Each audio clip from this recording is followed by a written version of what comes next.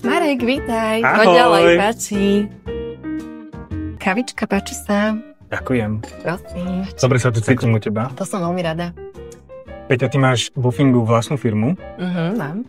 Akým spôsobom ti pomohlo Fingo, alebo s čím konkrétne ti pomohlo Fingo pri tom rozbehu tej tvojej firmy?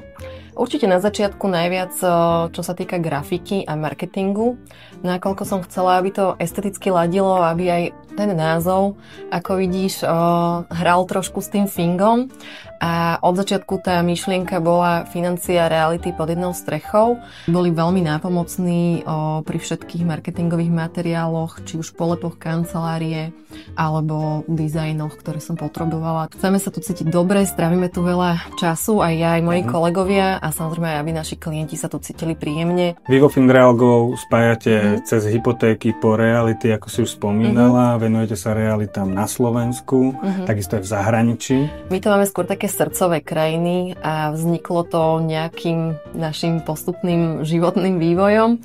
Teda Bali, Indonézia je určite moja srdcová krajina.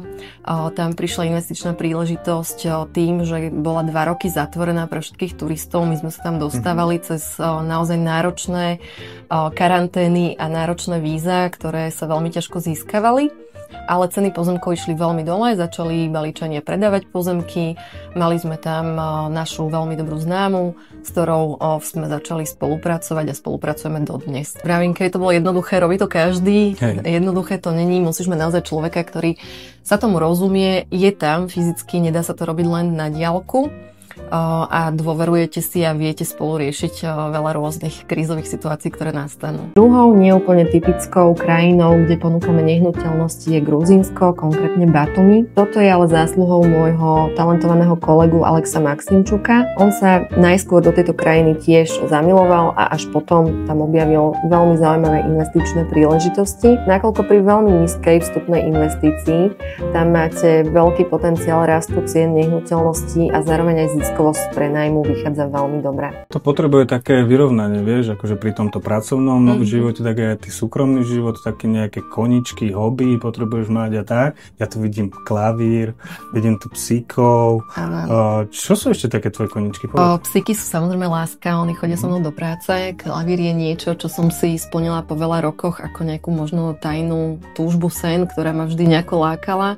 Hrám iba rok, stále sa učím, ale jednoznačne najväčšia moja láska životná a závislosť zároveň sú kone.